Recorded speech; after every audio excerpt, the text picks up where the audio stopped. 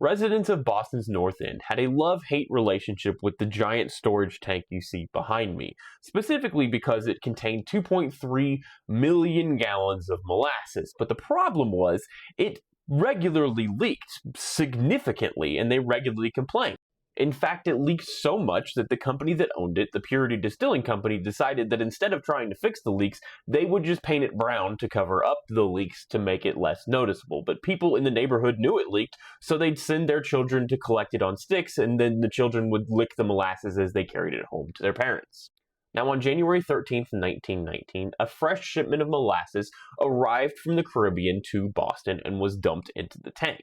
Now, molasses is normally incredibly viscous, meaning it doesn't pour very well, but when it's warmed up, it pours significantly easier than normal. And because it was coming from the Caribbean to Boston, there was so much of it, it had not yet had time to cool off to that viscous state. So a lot of it would have started leaking out of the leaks in the tank almost immediately. Now, as we all know, having a giant storage tank with 2.3 million gallons of something in it, or 8.7 million liters for my metric users out there, start to leak is never a good thing. But that wasn't the only problem here.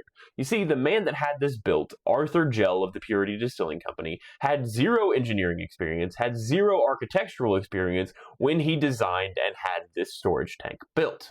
So, of course, when they built it, there were a multitude of problems. Number one, they used steel that was about 50% too thin, which they absolutely should have known. They also used steel that contained too little manganese, which made the steel brittle, which they likely wouldn't have known about. On top of that, they never filled it with water to test to see if it leaked before filling it with molasses. And whenever it was actually filled with molasses, it would loudly groan as it was being filled. And so predictably, on January 15th, 1919, as many workers gathered to eat lunch in the area in front of the giant molasses tank, they heard what sounded like a machine gun, and then all of a sudden were hit by a 25-foot wall of molasses, moving at about 35 miles per hour, washing away everyone in the area, knocking over several buildings, and completely knocking down a railway bridge.